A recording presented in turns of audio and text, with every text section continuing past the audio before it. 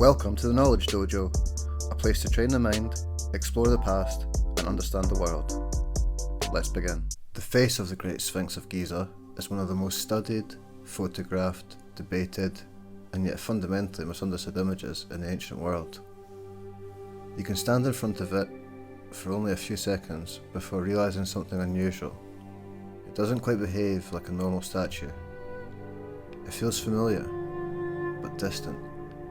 Human, but not personal. Recognisable, yet strangely anonymous. And it's precisely that tension between identity and symbolism that makes the Sphinx's face so compelling. The first thing most people notice is the damage. The nose is missing. The beard is broken away. Deep fissures run across its cheeks. The edges of the headdress are softened by thousands of years of wind. But the question isn't what happened to it. The question is what's left.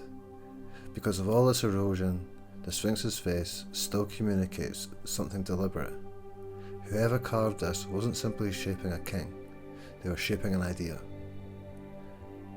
Traditionally, Egyptologists identify the face as Khafre, the 4th dynasty pharaoh, whose pyramid stands just behind the monument. There are good reasons for this.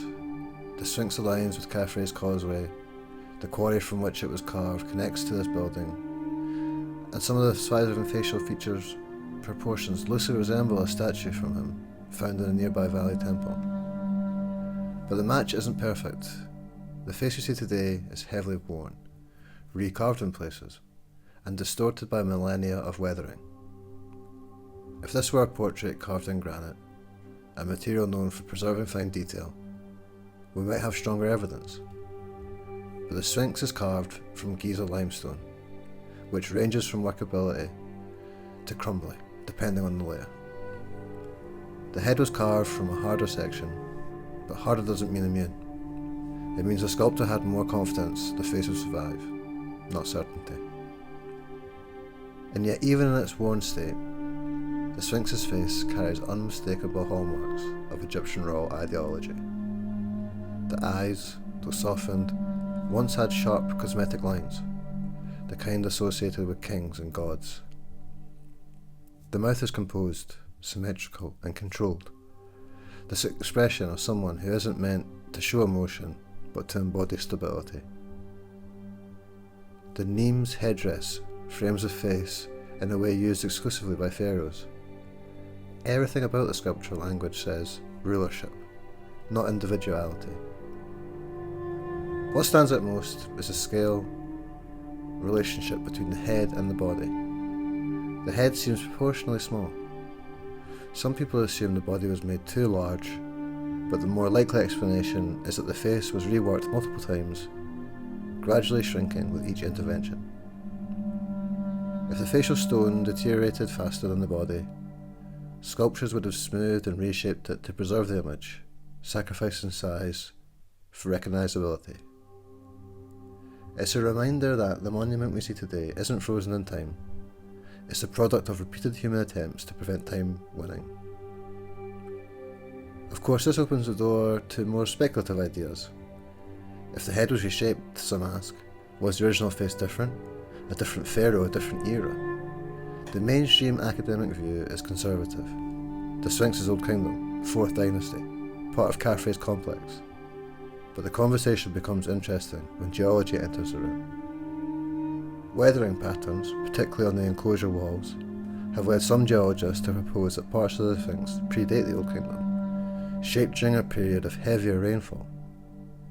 Egyptologists counter that wind and salt crystallization can mimic this effect. The debate continues, but what matters here is what it tells us. Even the erosion of the face has become evidence in an ongoing historical dialogue. The missing nose is often over-dramatised. One persistent myth blames Napoleon's chips, but sketches made before Napoleon arrived already showed the nose gone. A more likely explanation is targeted defacement. In later periods, especially during iconoclastic phases, damaging the nose of a statue was seen as a way to neutralise its power. Because, in Egyptian belief, The nose was the breath channel, the lifeline of the Ka, the spiritual essence. Chisel marks on the Sphinx's nose matched this practice. It wasn't an accident, and it wasn't cannon fire.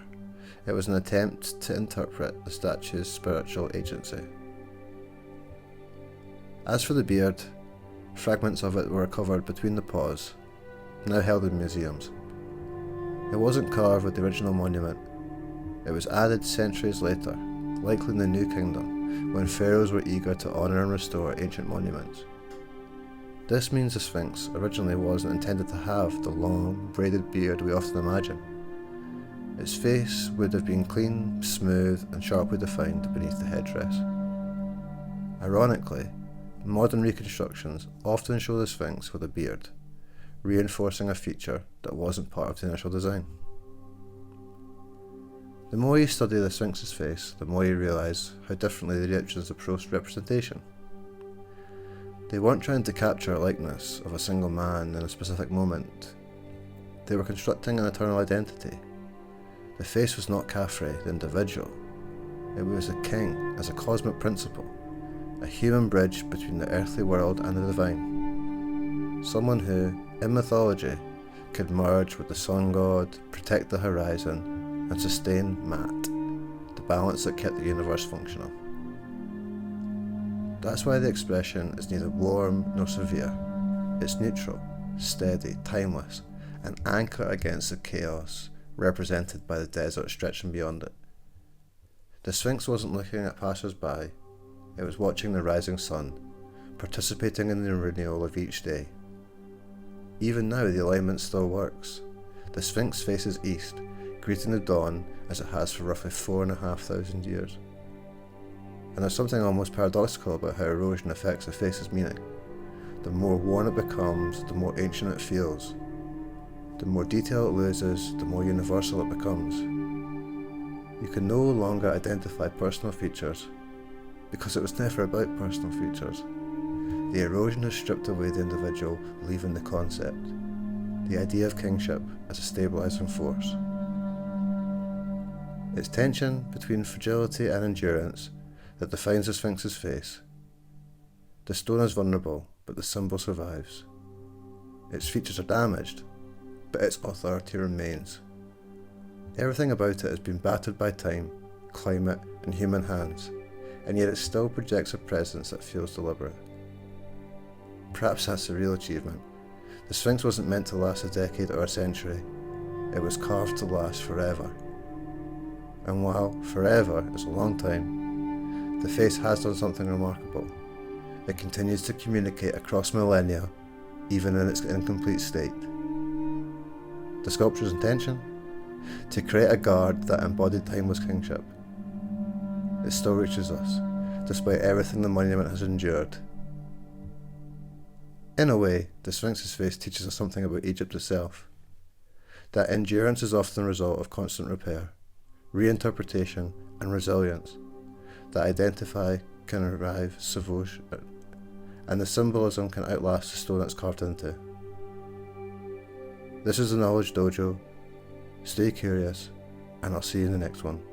If you enjoyed this episode, there's plenty more coming. New stories, deeper analysis, and a continuing look into the lives and ideas of the world. If you want to follow the series as it grows, subscribe and turn on notifications.